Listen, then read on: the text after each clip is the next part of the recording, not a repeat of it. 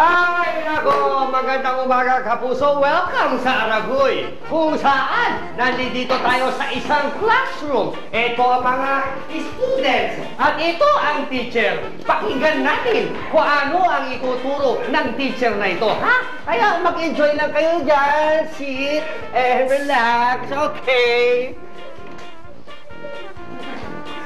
Yes! O ikaw, Petra? Yes! Ano ang pambansang height ng Pilipinas? Nagsisimula sa letter K. K! Oo. Ma'am! Pluto. Hindi. Nagtatapos ito sa letter W.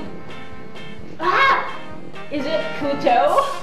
May sungay ito. Demonyong Kuto. Demonyo mo kamog. Get out!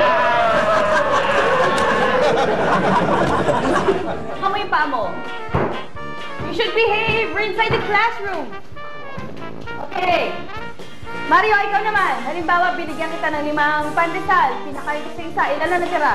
5 po, ma'am. Bakit 5 pa rin? Di ba pinakain ko sa isa? Dapat 4 pa rin ang sagot, di ba?